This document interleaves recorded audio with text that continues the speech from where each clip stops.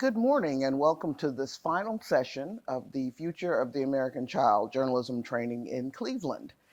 The National Press Foundation welcomes you all and thanks you all for participating over the past 3 days in this training, full of vital conversations about the issues and aspects of child well-being in America that we all need to be able to interpret and communicate to the public. Once more, I'd like to take this opportunity to thank our sponsors, the David and Lucille Packard Foundation, the W.K. Kellogg Foundation, and the Heising Simons Foundation. We're ending our program with two very important topics: juvenile justice and food security or food insecurity, and the impact on children and youth in America. Our first speaker has a 20-year record as an investigative reporter, and she is now based with the Marshall Project here in Cleveland. And they've been doing some pretty incisive work on the issue of juvenile justice trends. In particular, I'm looking forward to her telling us about the issue of bindovers for young youth in the system. But Rachel Dissell, is Dissell or Dissell? Dissell is going to be really giving us the benefit of her years of experience as an investigative reporter and as someone who has thought about these issues deeply. And we're very privileged to have her joining us this morning. So Rachel, please come up. So I almost titled this, I'm really loud. I almost titled this session Real Talk with Rachel. And then hearing what you all have been through, I feel like that probably would have been a better title. During the pandemic, the very beginning of it, the paper that I had worked for 20 years, the Plain Dealer laid off the rest of its staff and kept only the digital entity. And much like what you all were talking about, there are no reporters dedicated to covering children, to covering children's services, to covering the juvenile court, any of those things, which is tremendously sad. So after a very difficult period of staying home with my kids for about 4 weeks, and then I couldn't take it anymore, I worked with some folks that I knew and trusted in Cleveland, and we actually launched the Cleveland Documenters program. And Documenters started in Chicago, they moved to Detroit, now in 9 different cities, I think, and about to take over the world. And for me as a journalist, it just kind of, at first I thought about it was something to do during the pandemic when I needed to get paid and couldn't move from Cleveland, which I really never wanted to do, but folks were asking me to do. But it actually was very life-changing and reframing for me in terms of journalism. So we spent 2 years training regular residents in Cleveland to attend public meetings, make notes, ask questions. We held virtual discussions about the things that they heard in those meetings. I built a text course to teach them how to get public records, which must be the highlight of my life because I love public records. And so in doing that, we realized, myself and the other folks I was working with, along with the folks at the Marshall Project, who in the midst of this contacted me and said, hey, we're thinking about opening our first local newsroom. And we're asking for my thoughts. And I was like, oh my gosh, they're asking for my thoughts. Like there was a day when I would have given my left arm to work for the Marshall Project when I was a courts reporter for a really long time. And that really evolved into a job for me that includes doing journalism very differently than I've ever done it before. So for about 20 years, what I did was I would find a topic, do all the traditional reporting, get a lot of data, talk to a lot of people, write a really big story, and sit and wait for people to hold the press conference and make all the change. Of course, that's what we all do. But this work has really flipped that for me. And it made me realize that I was actually kind of suffering from something that I didn't even know how to name, but I learned how to name. It's called moral injury, where you care deeply about something. Maybe it's a social problem. Maybe it's a wrong that happened in your community. And then you try to do something about it, right? You do reporting, that's what we do. We're journalists, we go in and we tell stories. And then the thing that you really, really worked really hard on with other people and they relied on you to help get the conversation started and help get it fixed, it doesn't really change. And for me, it was always that bothered me most. And that part of it that I didn't know how to solve. Because it's hard when we don't have a lot of resources, but it's not really hard to do good journalism. We know how to do that. What we have lost our way in is connecting that with communities so that there can actually be lasting change over time. So that's what I've been thinking a lot about. I don't know if this is what you guys want to hear about, so I'll try to sprinkle in some juvenile justice stuff as well. Let me see, this advances it. So I'm just going to give you a very quick and very sad tour of Cleveland. And this is from my perspective of covering Cleveland for years and years and years. And I know a lot of really great folks came in here, like Lolly McDavid and Ed Barksdale, and talked to you about the great things they're doing. These slides in no way mean to take away from what they're doing, but this is what I've seen. In Cleveland, when you're a child, the barriers that you face start in the very beginning. So a wonderful colleague of mine, Bree Zeltner, has done a great amount of reporting on infant mortality. And I always remember this line from a story that she did about infant mortality, is that Black babies born here are as likely to survive their first year as babies born in Syria or Jordan.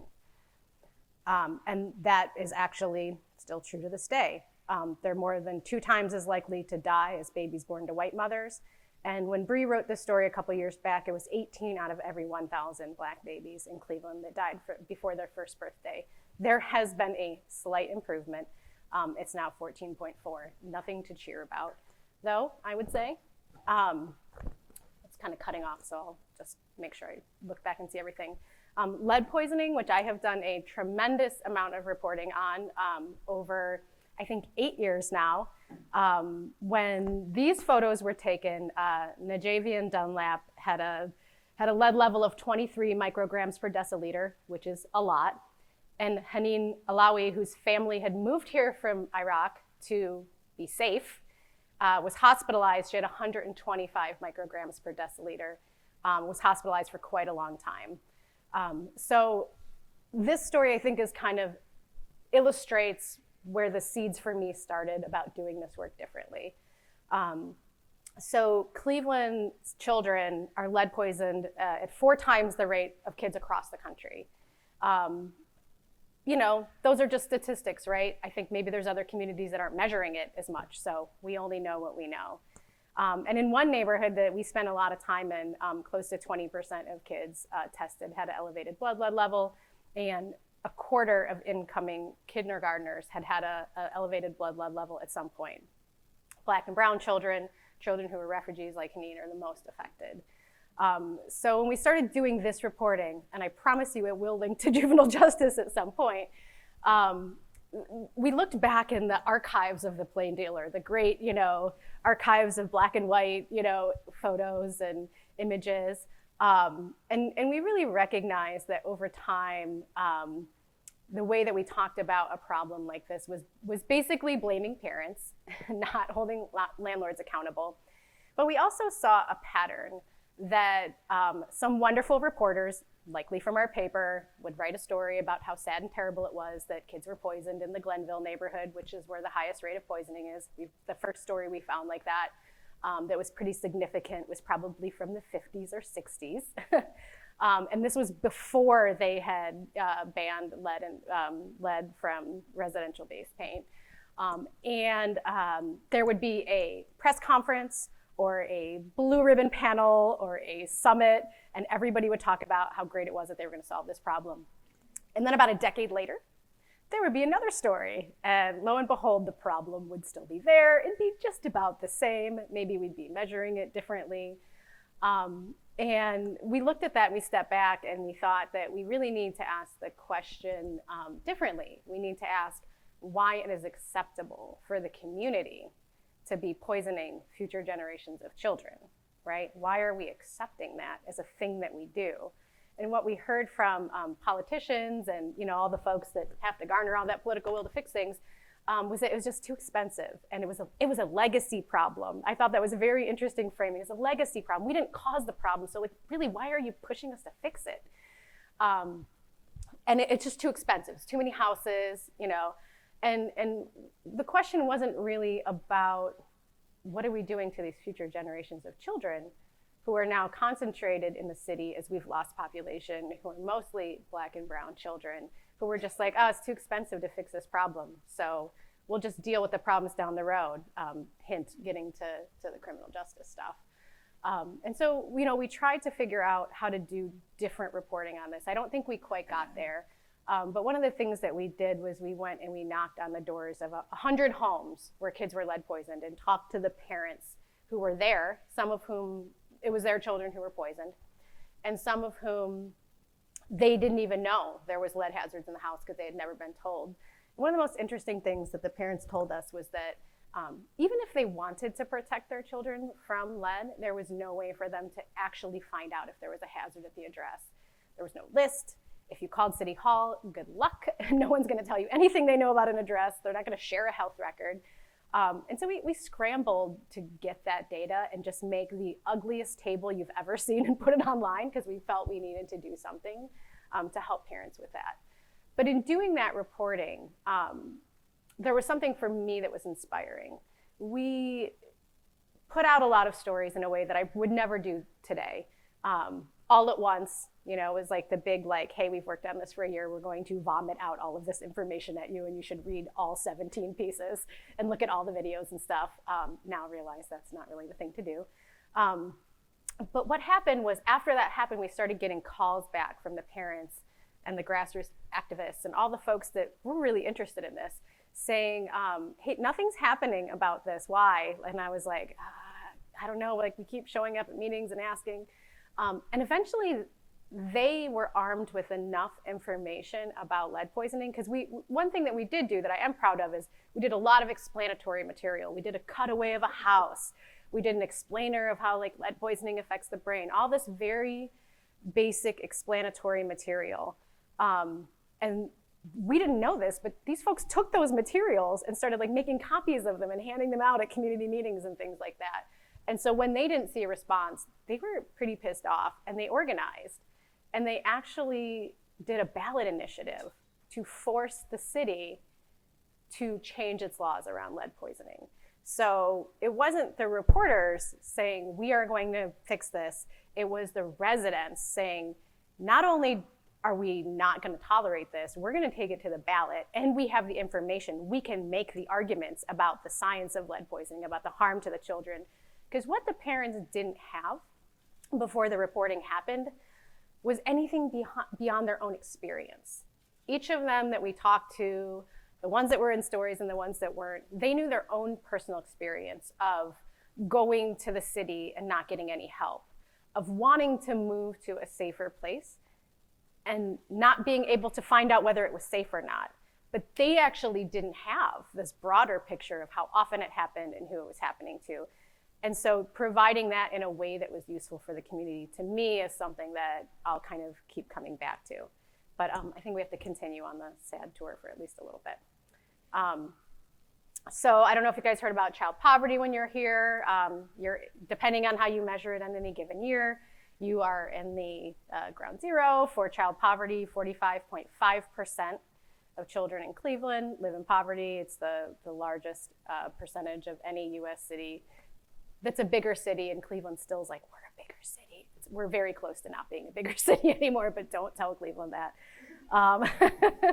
We're like on the precipice of not being a bigger city, but who knows how bad it will look when we cross that threshold. Child welfare, I know you guys heard a lot this week about child welfare. I don't know what everyone told you, but this build, let me advance this, sorry. This is my thing, I'm trying to do two things at once. Let's see here. Oh, there, child welfare. This building, which is not too far down the street from here, just about 20, 30 blocks. The Jane Edna Hunter Social Services, named after Jane Edna Hunter, one of the very first humanitarians that focused a lot of energy on children. Their children sleeping on the floor of this building today. During the pandemic, it was dozens and dozens and dozens of children, because they had nowhere to go.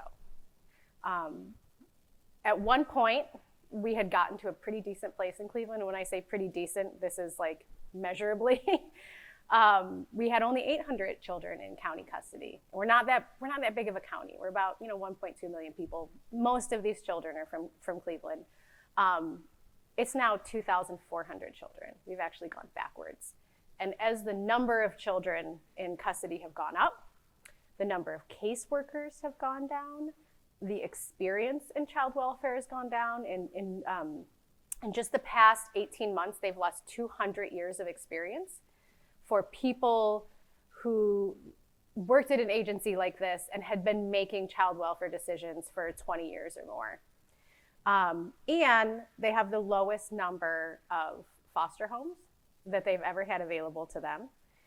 And there's virtually no residential treatment, so to speak, for children who are caught between the child welfare system and the juvenile justice system. So this is where they're sleeping, on the floor of this building. And people are frantically scrambling to try to find a fix, and basically, talking in public meetings that our documenters have covered about like going back to like Dickensian times and basically having like some orphanage-like setting. So that is where we are at with that. Here. Okay, trying to advance two things at once. Education. So again, always linking back with the covering children. When it comes to this education stuff, Cleveland is there's 26 like national major school districts in the country that are sizable. Again, we're still sizable. Cleveland this year on the national like 4th and 8th grade education scores was the lowest. Biggest drop during the pandemic, although I have to say there have been great strides to respond to social and emotional problems that children have had, both from having generations of poverty and from witnessing a great amount of violence and from having instability in the homes. Where education scores have not risen, the response to children who are really suffering because of these other things in schools has gotten a lot better. That just doesn't lead to better test scores. I'm also going to link this back to the quarter of kids who enter kindergarten that have been lead poisoned. And then, so for the kids who are not sleeping on the floor of that one downtown building, some of them have graduated to the Taj Mahal, as we call it. Cleveland has one of the oldest juvenile justice systems in the country, second only to Chicago. So thinking back, in the 20s, folks here were like, yeah, we should treat kids differently than adults. And now they have forgotten that. Now they pretty firmly believe that we should treat children as adults again. So a lot of the kids who moved basically from that building to this building was actually built because the old juvenile detention center in Cleveland that I used to work in and cover was deemed the worst in the country. You would go into the detention center and it pretty much looked like a dungeon. It was built in the 30s and kids were still in it. So then they built this place, which has very, very lush, beautiful judges' offices, and then still a tiny jail attached to it that doesn't really have educational spaces for kids that are useful. And there's a lot of kids here and a blend of kids who are waiting to go to the adult court when they get bound over, and a lot of 14 and 15-year-olds who can no longer sleep in that other building, so they leave, and then they get picked up for a crime, and then they end up here. And so in doing the lead poisoning reporting, we ran into a lot of inference that there was a connection between juvenile justice or between juvenile crime and lead poisoning. And there's a lot of disagreement on it, despite there being a lot of studies. And one of the other things that I found was that, and you guys might have seen this where you live, there might be like a lot of studies that say that something is true, but when you're reporting in a specific city or area, unless there's something that says it's true where you live, people tend not to believe it. It's very weird. They're like, no, we must be so different. Like whatever the national statistics are saying, that's not us. And so we actually worked with Case Western Reserve University. They have this child database where they track every child from their date of birth through all these different systems based on identifiers. And at first, when we went to them and said, hey, like, we really want to find out whether this is actually true or not, because like by the time you get here, we don't test you for lead, and there's no records. School doesn't keep your records of lead testing. Kids have different doctors everywhere. And they were just like, do you have $30,000 to pay us to do that? And I was like, no, like, why would we have $30,000? Eventually they found that money after we bugged them a lot. And they found that 30% or more of kids who were in this building awaiting their juvenile trials had been lead poisoned as children. So again, just like another connection that we were able to make to this other problem that we're reporting on, and continue to make for the public, to say like, hey, this is a really good reason to tend to this problem. I know that you guys heard from Dr. Barksdale yesterday, so I don't want to talk too much about this, but there's just a lot of kids that get killed here, and many more kids that get shot. Just in this particular recent time, I think it's been more than 20 children in the past year, mostly gun violence, like Amir Bradley, Destiny, Sanaya, this little one. And so one of the things that doesn't really get tended to is that all of these children, they have friends, they have family members. There's been a tremendous call in Cleveland recently for tending to the trauma that really leaves in a community. And so I'm gonna kind of tie that back to us hearing from parents and adults, but also, a lot of the kids who are involved in those homicides are also juveniles. So I'll get back to the rest of this later, but when we're looking at the high number of kids who are dying, we also need to look at the kids who are ending up in the system, often charged with those homicides. If you were to look at the backgrounds of those children through, child poverty lens, through child welfare lens, through education lens, you would see virtually the same profile for the children who are killed and the children who end up getting bound over in those cases. So with the juvenile bindovers, Cuyahoga County, the county we're in, has the highest number of children bound over in the state. We do not have the highest number of children. There are other counties in Ohio that have just as many children. Ohio also, and this is a very interesting statistic that's a new one. So Ohio ranks at the highest, and this is primarily because of Cleveland, of every state in the country for children who are serving adult sentences, who are serving life sentences. So we are sending not only more children to adult prison, but we're sentencing more children to life sentences. And it's not like a small bit more. Like sometimes you're like, oh, we're 1% more. For us, it's 70%. 70% of children we're sending to adult prison, we're giving them life sentences.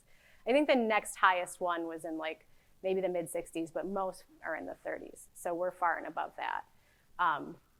So if that wasn't sad, if you're not all sad now on your last morning of this, I am also sad, but having a little break during the pandemic really helped me think about how to do this work differently.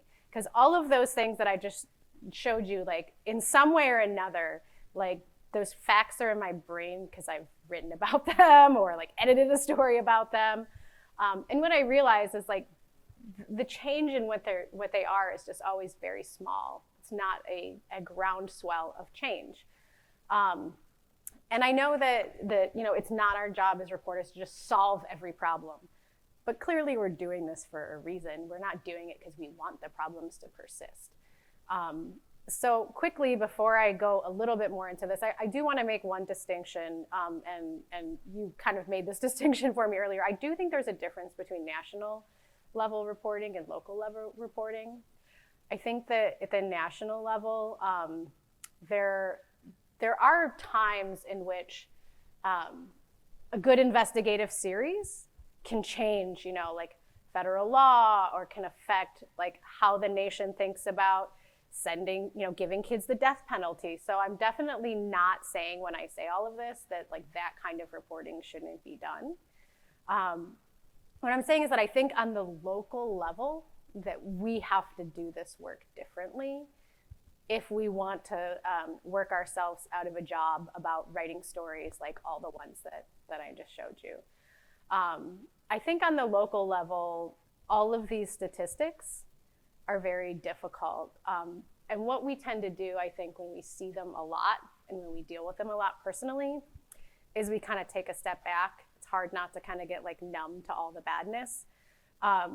But one of the things that I saw happening a lot was that we love these statistics so much that we hang on to them, and then we go out into the community and we look for like unicorns who fit these statistics perfectly. We look for humans in our community that represent the statistic we found.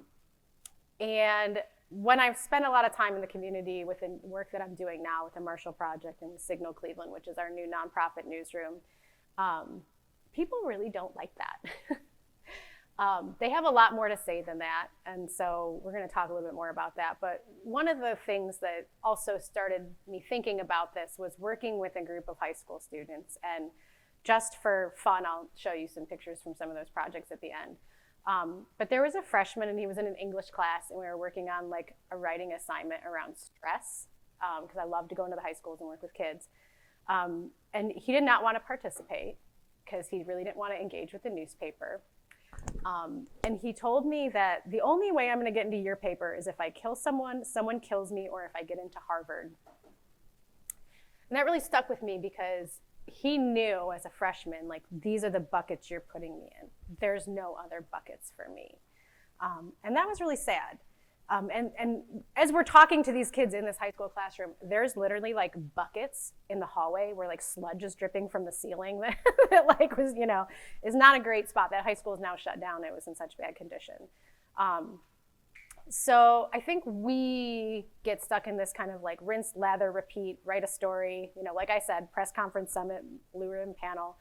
And that really made me think that we need to do some of this a different way. And it's also really tied to local journalism. Like everybody's been talking about the experience.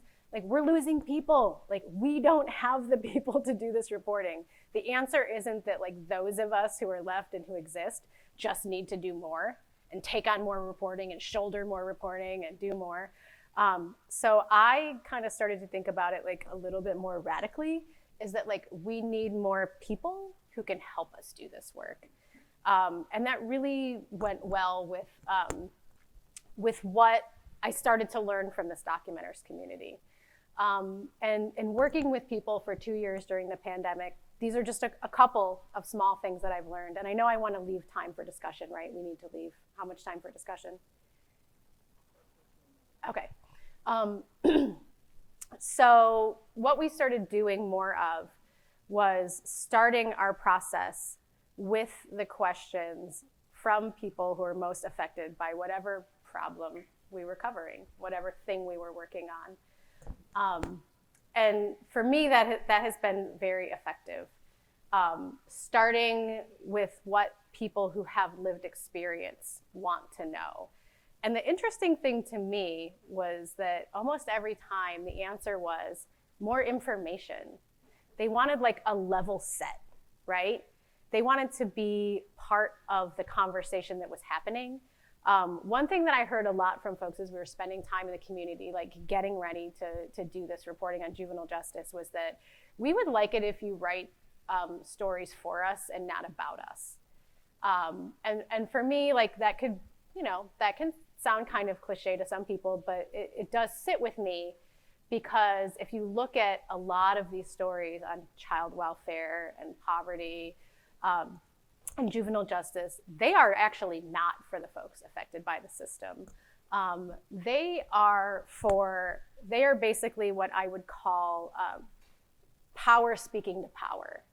And in that equation of power speaking to power, we are counting ourselves as journalists in that power equation. Like, we're gonna do the thing and the powerful people are gonna hear it. And it's this kind of conversation. It's us and the other people with power. And it really leaves out the folks who have been made to feel purposely, I think, that they don't have the power to change these things. People who, well, I'll talk about that next. People who read these stories and think, well, this actually doesn't reflect my problem. This like reflects some version of my problem that you got an expert to talk about. There was one time I saw this kind of play out during the pandemic. There's a neighborhood in Cleveland that I spend a lot of time in. It's called the Central Neighborhood. And the county government had decided it was going to do a surge. They called it the Central Surge. And you know how they come up with names for these things. We're going to do the Central Surge. We're going to surge resources to your neighborhood. It actually turns out that that didn't involve any money. It was just like existing resources they were going to redirect. And they had a meeting with residents in this parking lot after residents saw them announce the plan after having not had a single conversation with actual people who lived in the neighborhood. I had this meeting in an asphalt parking lot of a strip mall where the only grocery store in the neighborhood had been long shut down, and like set up a stage and brought in all these county officials and brought in the guy that used to be the county prosecutor, who now is the like administrator, the chief, the chief of staff for the county administrator, used to be the prosecutor. So basically the guy who locked up most of the people in the neighborhoods throughout the 2000s and came in and unveiled all these plans for planting trees, building a tennis court. I'm not even joking you, a tennis court, and planting trees and like doing some like jobs readiness workshops. And I was watching this kind of play out and I was like, oh, this is why they got all the sheriff's deputies lining the parking lot, because this shit's about to break off, right? And people got up and they were just like, this is not what we asked you for. Like, and what they said, they had some really good ideas, right? They were really great at saying what they wanted. They wanted trained mental health workers in their neighborhoods who were not white ladies coming in from the suburbs for 6 weeks. They wanted a way to train people who lived in Central and grew up to do the mental health work that needed to be done in the neighborhood all the time. It was a very clear ask. The interesting thing that happened was afterwards, they started meeting with the county and talking, and as often happens, it kind of broke down a little bit because they were not speaking the same language. Folks knew what they wanted, but they didn't know the processes and the system, and people didn't have 501c3s. And so the county was like, let's give all the money to like this big white foundation, and then they can give you like $5,000. And that is not what people wanted. They wanted a shift in the way the work was done. They didn't want, as one of the women told me, a crumb. They didn't want a crumb. They wanted a shift in the way that the work was done and in the system. And so in that situation, I feel like what we need to do is go in there and provide information on how those systems work, right? In Cleveland, I think this is not exactly related to kids, but kind of related to kids. Before 2021, you could not go stand in front of our council and make a public comment. Like, public comment literally didn't exist. You did not have an opportunity to speak to city council. In fact, their chairs actually face the other way. They don't even face an audience. They face the city council president, who is basically like on a throne. I mean, it's all very, like, you can't make this shit up, right? And so working with residents, we drilled into, and a bunch of community groups like drilled into, like, why isn't there public comment? What is the process to change this? And we outlined like 3 possible processes for people to change it. And people got like so amped up about it and really organized around it that council eventually was like, okay, don't go to the ballot again like you did on the lead stuff. Like, please, like, let us just change this and make a public comment period. So again, I'm just kind of bringing that up as a way of like relieving ourselves almost of the responsibility of doing these stories that change things, and almost just being like, hi people, let us just help you get the information you need that we know how to access. And then you decide which pieces of these systems you want to change or how you want to take action. And it's, I would say it's, we had a T-shirt that we made when we first started, like documenters. The work is not sexy. It is not sexy to sit with a group of residents and make an explainer, but it is actually what they want. So I had told someone, I don't really care about awards. It's never gonna, this will never win you a Pulitzer, I promise. If that's what you want, don't do this. But I'm taking this into kind of the juvenile justice work that we're doing now with the Marshall Project and Signal Cleveland. So we're working together, we have a partnership. I might be the only person crazy enough to work for not one new nonprofit startup, but two in the same city at the same time. We'll see how long it lasts. I'm coming up on a year now. And what I've realized is like actually changing the way that we think about this work, like changing the systems of like, and the patterns that we have is really difficult. It's so easy to like have something happen and just revert back to our old patterns. So I'm like constantly like working against it. So in juvenile justice, what we did was we broke up into groups and we went out and we met with a number of community groups who were really interested in juvenile justice topics. And we had conversations and we gathered up all of their questions about juvenile justice and specifically about bindovers. The list about juvenile justice is very long. But we decided to start here because it was something that we could tackle. And as my Marshall Project editor, Susan Scherer, pointed out, this is not a beautiful flyer.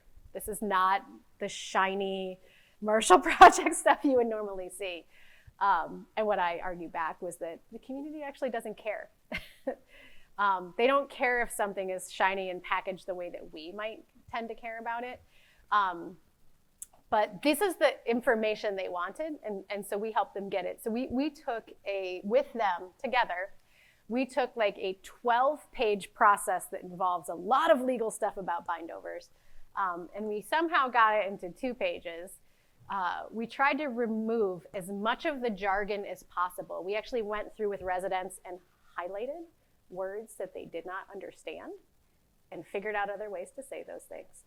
And then the other thing that they wanted, and I thought this was very interesting, they wanted to understand the process. They also wanted to know how to talk about the statistics, but no one ever used the word statistics. But they wanted to know like who and why and who was responsible. And in doing this, we also, we found out some things that we already probably could have guessed, right? Of the children transferred to adult court, 94% were Black. But we also learned some things that we didn't know, and I think that were helpful. So we knew that, all of these kids facing bindovers were 16 or 17. But this was the thing that interested people the most. That there's these mandatory bindovers and these discretionary bindovers. And people were like, well, what matters the most? The ones that the state law says have to happen, that the prosecutors decide what the charges are, or the ones where judges get to decide. People came into this thinking it's these judges. These judges are sending all of our kids to adult prison.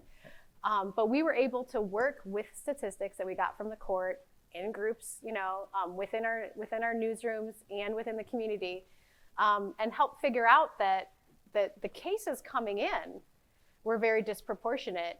But when judges were making the decisions in the case of which kids to bind over, when they had a choice, right, when they got to hear evidence about the child and their family and their background, their decision-making was pretty much even. 36% for Black children getting the discretionary bind over and 37% for white children. So there you go, something that people didn't know. And so the residents were basically like, okay, so now we know. We don't need to concentrate as much on these 6 judges because they are not the ones who are making these disproportionate decisions of kids going to prison. We're gonna turn our attention back to the prosecutor and start asking questions about what is your discretion in this? Who are you deciding to charge? And now they're in conversations, and we're in conversations with the prosecutor, digging through who is actually getting bound over. The interesting thing is that what the prosecutor says, it's just like, it's all about guns, and it's all kids that have guns, and we just have to put all these kids away, even if they're 15, and even if all their crimes happened on one day. So that is the conversation that's happening there, but they also have a lot of discretion. I think in a system with juvenile justice, just like all justice, discretion is a really big thing. So now we're over there asking questions about that. And we just got, and this is a little trickier with juvenile justice than it is with some other things. So we just got a giant data set of all of the kids that were bound over with some personal information removed. And so I've been making a chart kind of with all of the summaries of these cases and sitting in groups. So we basically have a little working group of residents who are really interested in this, and we sit and talk about it. We do what we call, we have like a community of practice. I don't know if any of you guys are familiar with that term. We have these little communities of practice where folks that have been doing this work can come voluntarily and sit and talk about what we're learning and ask us questions, and we try to get answers to them. And so we looked through all this, and one of the residents pointed out that, oh, it's really interesting that when you look through all these cases, the ones that happen in the suburbs or the ones that happen in the gentrified neighborhoods, those kids are the ones who are getting bound over. When you look at the ones that are happening in my neighborhood, like Central, that neighborhood we were just talking about, the kids weren't getting bound over. So just kind of by looking through all of this with residents instead of just with reporters, they were noting differences that they had questions about. Why is a prosecutor's office more likely to send a kid to adult court if they're robbing someone in this neighborhood but not this neighborhood? So I think those are the kind of things that we're learning. And so for me, opening up that process has been really, really important. It's also hard and it takes time. I think it makes for maybe fewer stories fast, but more of a build over time. Like I talked about with like the lead poisoning story. If I were to redo that whole story now, instead of putting out like 17 stories in 3 weeks, it would have been over time, starting with the explanatory stuff first, having the conversations, gathering more questions, and letting that lead some of the other reporting that we were doing. So that's kind of where we're at with that process. Our next step in that other juvenile justice process, I just wanted to say, is that we have the names of every kid in Cuyahoga County who was bound over to adult court and is now in adult prison.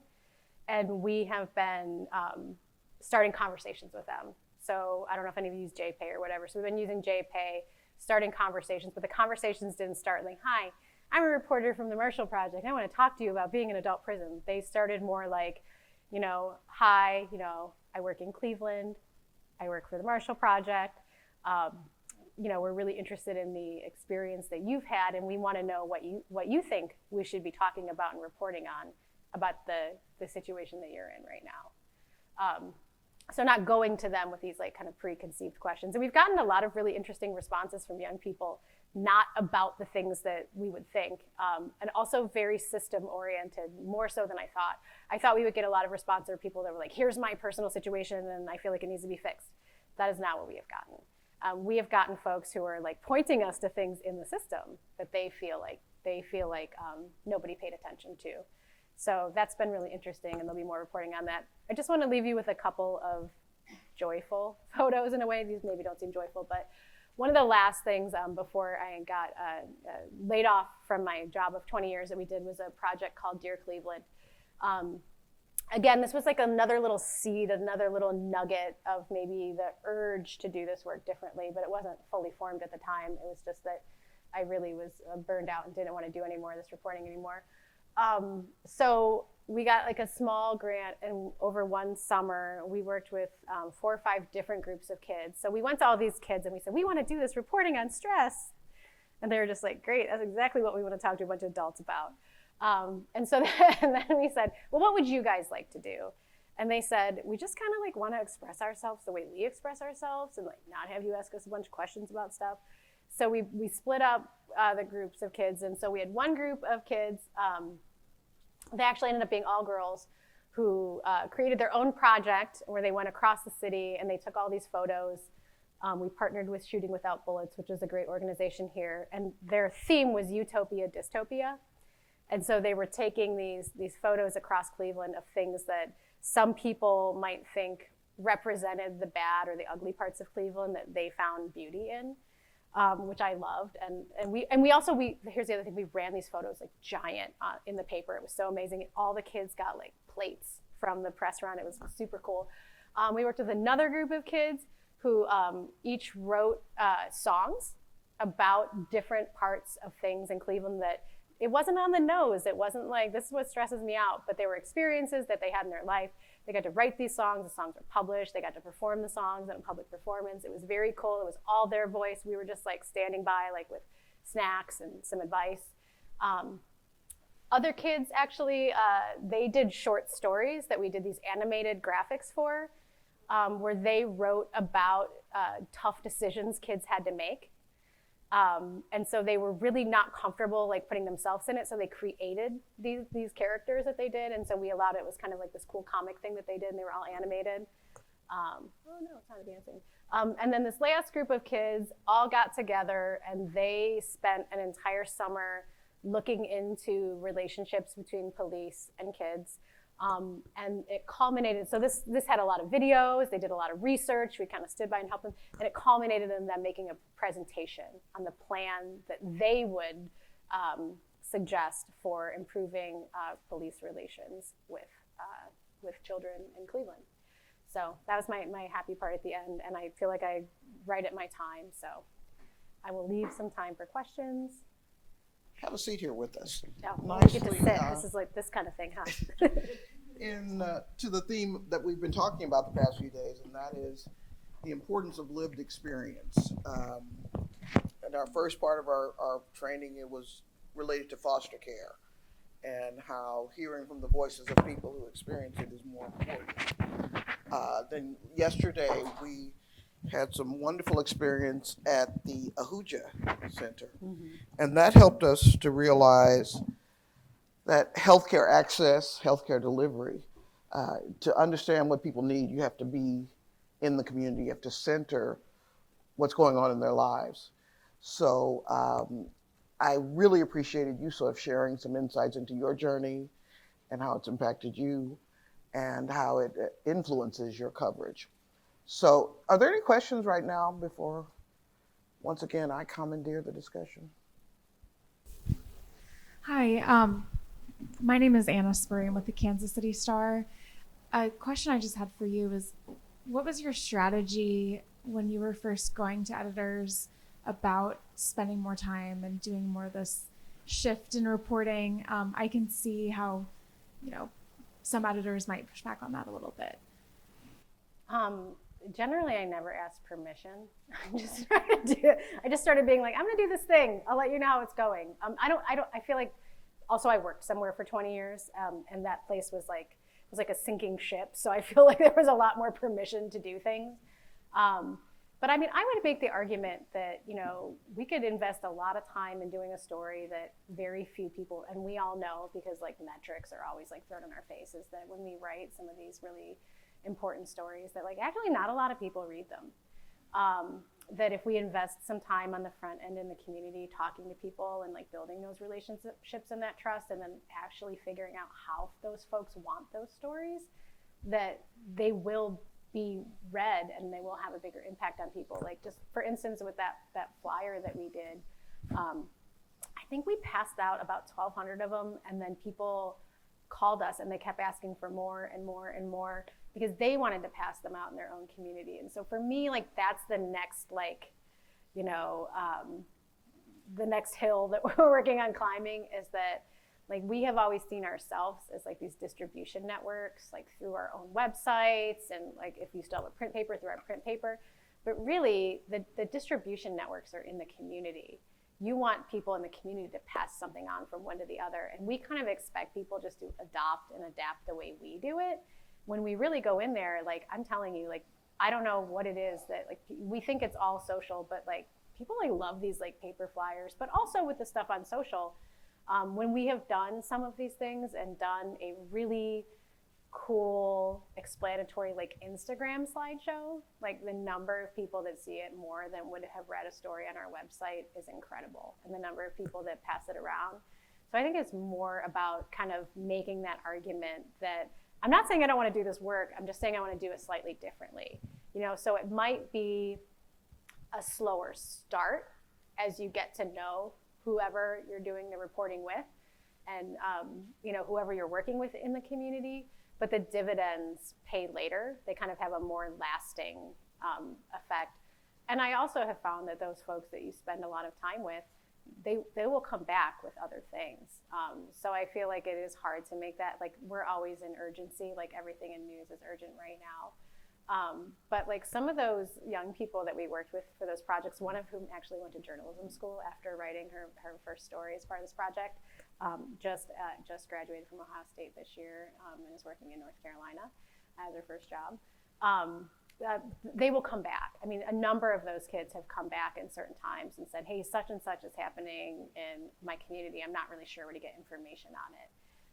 And that is a way of letting us know like what we need to be doing. So I think it's hard to do that, but if you pick the right spot and you just like be like, can I just try it once? Like I always tell editors, like, I'm not asking you to change everything, but can I just like try this one thing one time and see how it works? And if it doesn't work, just be like, hey, that didn't work really well. Now I'm going to try something else. As journalists, we're not really built or rewarded for experimenting. We tend to want to like make it seem like whatever we do is always the perfect best thing all the time. We're not great at saying like, yeah, we tried this thing.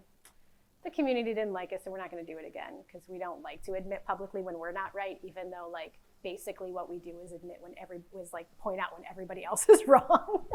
We don't really have the humility we need to about like what we don't do well at sometimes, unless like someone calls us out on it. So I wonder if it's a possibility, not that any of us have the time or maybe even the resources, but when it comes to the topic of juvenile justice, producing content for TikTok. I mean, the young people who access it are the ones who need the information. They need to know what's going to go on or whatever. Is that something? Yeah, I think that's totally a possibility. We currently don't have that TikTok account yet because I think you have to really be dedicated to it. Right. But I do think it's a possibility to produce stuff. Like, so we've done some, I would say like some pre-versions of that. So talking about the lead poisoning story, we actually worked with a group of young people and did all these workshops on like lead poisoning and like what it was and how it worked and stuff like that. And the kids made like a music video. They wrote a song, they shot a video. It was called Forgotten Homes. It was fascinating to me that the song wasn't just about like the badness of poisoning. They ended up doing it about the actual homes in their neighborhood. And it was fascinating to me because they really showed that like they could see what we were talking about. We're seeing these homes, and they were forgotten homes. They were like, it's these homes that are poisoning kids. It's not these kids that are poisoned. The fact that they got that and like actually made a video about it, and then they took it on tour to like all these different schools and performed it. To me, like, I think that's just as good as like writing some story being like, oh, like homes are poisoning kids. It felt a lot better than just writing that story for the 17 millionth time. And I think each of those kids who participated carry that on. If you were to ask them today, they remember that information. And they take it into their communities, or they'll say to someone like, hey, like this apartment you just moved into, like, look at that, like that shouldn't be like that. I think that is meaningful. Like whether you can convince an editor that's meaningful, I don't know. Because it's one of those things where like we are very firm in the metrics that we like to track, and we're kind of unwilling to go out and track that impact in different ways. So we definitely need to get better at that. We can take one more question because half of us have to check out. Yes. Hi, my name is Rachel Cohen. I write for Vox. Thank you so much. This gives so much to think about and like very inspiring. And I have a thought and a question. The thought was, there's so much discussion in the media about like misinformation and journalists love to make impact. And I really, hear what you're saying about like just obsession with prizes and awards and recognition from like an elite group of journalists that recognize other journalists, but like, what is the information that readers want? And so I'm thinking both sort of like how can this work happen on a national level too? I hear how it works for local journalism, but I think national journalists need to like be thinking the same questions. And I guess one sort of like more practical question, I'm wondering, there is definitely a lot of people who like to say they speak for the community, and I think in a lot of work, like you find that whether it's nonprofits or advocacy groups or like groups that maybe journalists are a little more sympathetic to than say like a prosecutor or whatever, or a hospital administrator. And I guess I'm wondering how you balance just like maintaining the roles with this work where you're like reporting for and with the community, but like also still recognizing that like,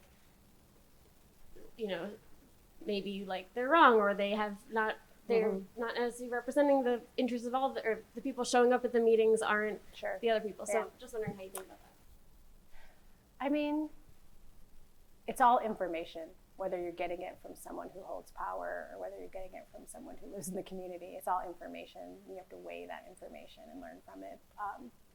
I think we definitely have felt at certain moments a lot of pushback, especially from people who are elected officials when the community doesn't know, whatever. So you're always kind of sifting and sorting through that.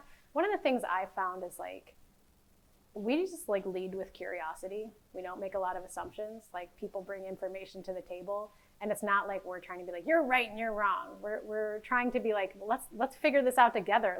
You have a piece of this information, other people have a piece of this information. And I think when you approach it like that, you get to a better place.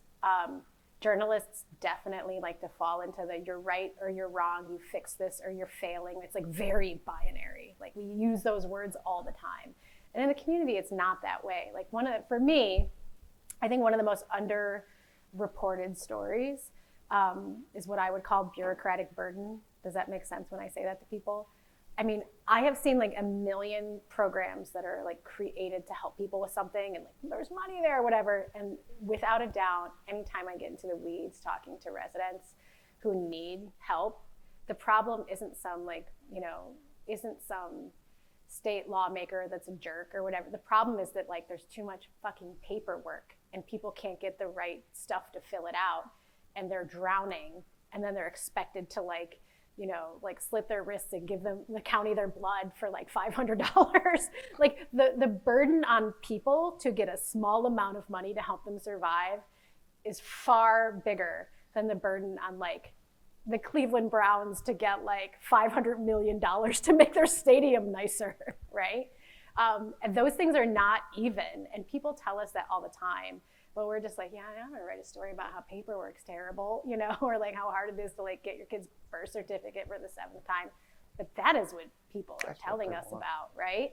And we make it really hard for people to get help. Somehow, during the pandemic, when most of the people who needed help were not a concentrated group of people who have dealt with generations of poverty, but everybody needed help. Somehow we got millions and billions of dollars very quickly, and it just showed up in people's bank accounts. And I heard from a lot of people who had been working in with the child welfare system and with benefit systems over the years that they were just kind of their jaws dropped. They were like, wait, I can't get $200 to help someone pay their utility bill without a 6-month process, but somehow the government in 3 months could give all of us a $1,200 check. I think it's stuff like that you're not just taking every word someone says and being I'm writing a story about that, but you're listening to that thing, and you're all going, well, yeah, let's figure out why is that happening? What can be done about that? Why does that system function that way? And then asking questions about it, and then letting them, we can write the stories we want to write, but then people also have that information. They can go out and do with it what they want. I am never going to be let me control your information. It's more let's make more better information available and learn from it together. I will end on the note of saying that I read the story about the interview with the mother of the 6-year-old boy who shot his teacher. Mm-hmm. And, she says he had severe ADHD, and she tried to give her version of what happened and how it happened. And I made the mistake of reading the comments. And we are at a point in this country where we don't care. Burn them down, send them to jail. Don't care if it's a baby, if it's a toddler who accidentally killed his brother, put him in jail for life. So I think the thing for us to think about when we come across these scenarios is perhaps there is a story in the mother's attempts to try to get help for the kid. I don't know. She could be a horrible, neglectful human being who, this happened to. But I think as journalists, your advice and your insights are helping us realize that there's a broader context. We have to start doing a better job of covering what fuels the pathway to juvenile hall or whatever. Yeah, I think writing stories about people who are affected by a problem, hoping that other people that haven't fixed that problem for decades is not working. And so writing stories for people who are affected by a problem so they understand how it's happening, why it's happening, and what would have to be done to change it is like I said, it's all an experiment. It's worth trying out. I have no evidence for you that it is going to work, but doing the same thing we've been doing clearly has not worked here. So it's time to try something different. That's a perfect way to end this session. And Rachel, I want you to know that these journalists are going to count on you for support and insight. Right. They I will have be cards, reaching I'll out leave to them. you. So let's show Rachel Come our hang out with us in appreciation. Cleveland. Thank you so much for joining us today.